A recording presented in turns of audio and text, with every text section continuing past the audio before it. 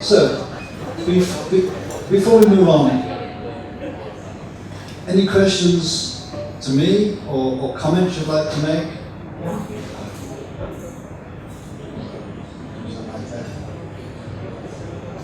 Okay, my question would be, based on all of the knowledge cafe, I think the difficult point here is that the question that is being pushed out to the people.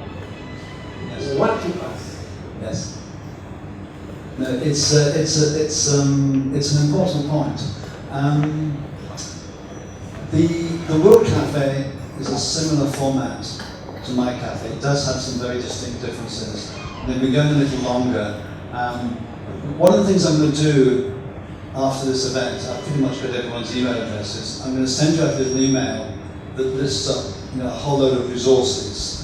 And one of them is a document that was created by the World Cafe about how to craft a good question.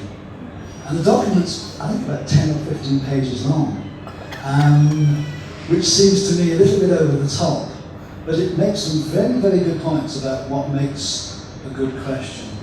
And I've experimented over the years with different questions. I often find that the simpler the question, the better the question. The more open-ended the question, the better the question. The question that kind of talks about possibilities, what's possible, rather than what are the problems, also makes a good question. I also tend to like questions that tend to focus more on action. So, here's the topic now. What should we be doing differently?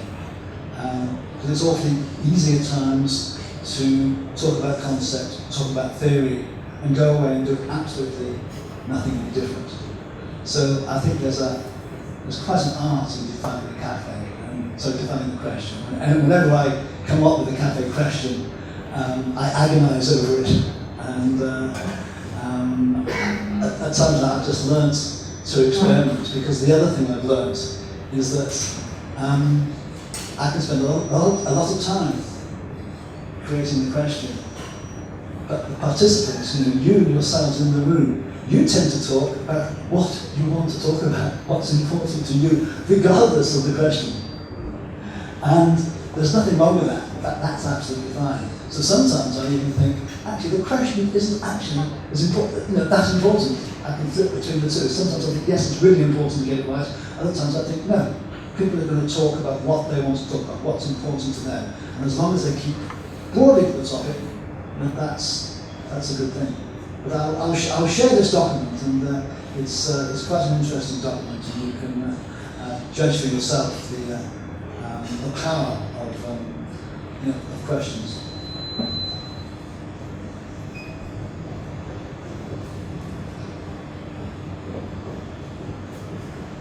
More questions or just comments? Any insights that people had from their conversation? No? Okay. I think one of the things as well that I find about the cafe, and I enjoy about the cafe, is that I often think the real value is the conversations that you have at your table. In a lot of cultures, people are not so ready to ask questions, in a large group like this, and I don't try to force it. I think the real value is in the small conversations that you have, and you'll see this when I talk more about the cafe process. Okay? So let me explain the process. As I say, at one level, it's quite a simple process, but there are some subtleties to it. So, going back to what I was saying before, the speaker typically speaks for maybe, actually sometimes as little as 5 minutes. The really important thing is the question. If the context has already been set, the speaker doesn't have to speak that long. But maybe sort of 15, 20 minutes is a good length of time to introduce the cafe. And then poses a question. And it usually works best when there's a single open-ended question. Usually have people sitting in the room at small tables, somewhat like this. I will step to the next slide. People sitting at very small tables, 4 people at a table, seems to work extremely well. I think to have a good conversation, you almost need to be close enough to touch somebody. I'm not suggesting that you do, but when you're further away, the conversation is not quite so intimate. Even at camper tables like here will work. They don't work quite so well. And if there aren't tables in the bottom right-hand corner here, again, people can get very close if the tables aren't in the way. So people have that conversation, and it seems to work best for about 4 to 5 people per table. More than that, people get cut out of the conversation. Less than that, the conversation can sometimes sort of not ignite. I usually have 3 rounds of conversation, maybe 10 to 15 minutes, depending how much time I've got. People have the conversation at their tables, and then I simply say, could a few people from each table move to another table? I'm not more descriptive or prescriptive than that. If you want to stay at your table because you're having a good conversation with somebody who you engage with, then fine, you stay. Often in conversations, to be honest, you want to get away from certain people because they're dominating the conversation. Now you've got that chance to move, to sit where you will. So I'm trying not to be too controlling in the cafes. So we move tables twice. So there are 3 conversations, and I don't vary the topic. It's the same topic. It's the same question. And at the end, I bring everyone back together to have a whole group conversation. And I'll explain a little bit more about that in a moment. One of the things I discovered very early on when in the cafes is that trying to have a whole group conversation in a room like this is actually a little bit difficult because somebody in the far corner of the room can't necessarily hear somebody in this corner of the room. And it's why I tend to find that with the cafes they work best for sort of between, say, 12 and 30 people. We've got a few more here this evening. The cafe will still work, but it's maybe not working at its best. And I've run cafes for up to about 60 people. After that, you start to need microphones, and microphones start to get in the way of the conversation. Yeah? So one of the other things I learned to do, certainly with smaller groups, is, we can't do it here this evening, I don't think, is if I've got a small group, when we come to the whole group conversation, I simply say, push the tables to one side, and we form a circle. For example here, this was in Hong Kong a couple of years ago. Just form a circle with the chairs, and we have a conversation in a circle. The circle works, magically. It works so well because everyone's equal. I'm sitting down in the circle. Everyone can see each other. Everyone can hear each other. And it's just an absolutely ideal format for having sort of a peer-to-peer conversation.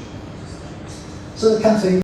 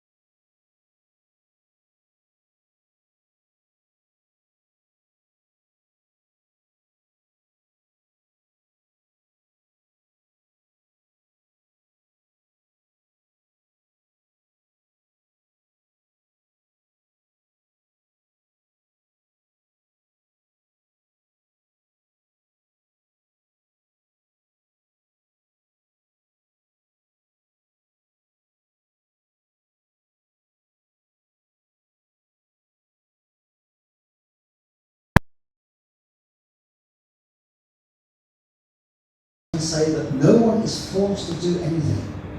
If you want to come and just sit and listen, that's fine. It's very rare that people do that. Most people do engage. Trust people to talk about what's important to them. I have to say it's okay to go off topic, because typically, if you're engaged with the subject, you'll come back to it. Sometimes people want to tell a story of what happened to them on the way to the cafe or whatever. And as long as those off-topic moments don't last forever, that you go off and you come back, that's just fine, because that's the nature of conversation. That's the way we have conversations. Conversations kind of almost got a life of their own. They take you where they want to take you. And I'm not looking to try to control the conversation. And then these last 2 points here are probably the most sort of contentious points of the cafe. I'm not looking for summarization or any attempts to reach consensus. I'm not looking to capture any outcomes in a formal way, which is typically what we're trying to do in a lot of workshops and a lot of corporate settings. And explain that the outcomes are fundamentally what you take away in your head. If you go back to the cafe as a replacement for the death by PowerPoint presentations, you don't try to capture outcomes, group outcomes, in a typical presentation. You don't try to come to some consensus in the room. In a normal presentation, what people take away is also what they take away in their heads, if they've stayed awake that long. So it's about what you take away in your head. Deeper understanding of the issues discussed. Deeper insight into other people's perspectives. This is a key part of what the cafe is about, recognizing that people don't see the world the same as you. I've been in a few cafes now where before the cafe, I'm almost totally convinced that everyone's going to see the topic or the subject the same way. So often, nobody sees it the same way. And even if they broadly agree, there are all sorts of subtleties, all sorts of different twists that people have on the topic. It's also about appreciating your own point of view, because when you start to articulate something for the first time, you start to better understand the subject for itself. And of course, as you're having these conversations, a big part, a secondary part of the cafe is not just about learning, it's about networking, and it's about improving relationships. And to me, all those things lead into better decision making and innovation, certainly within an organizational setting.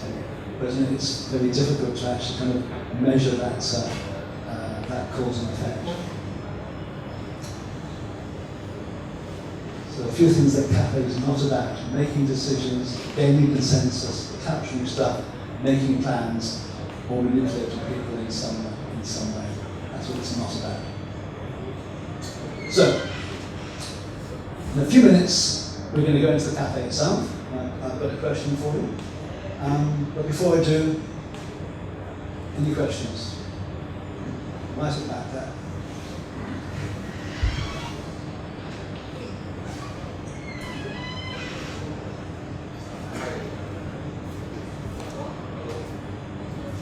Is that working? Okay. My name is Donald from KCafe. One of the questions that I have in mind in regards to knowledge cafe, I understand the principles and everything, but my question here being is Asian culture. We are very outcome oriented. Yes. Which means we need to, any activity, be that knowledge cafe, work cafe, end of the day, time is money to us. So if you would sit down and spend 2 hours, 3 hours, half a day, my bosses will ask me, so Donovan, what's our time? And based on the principle that you have told to us, so how are we that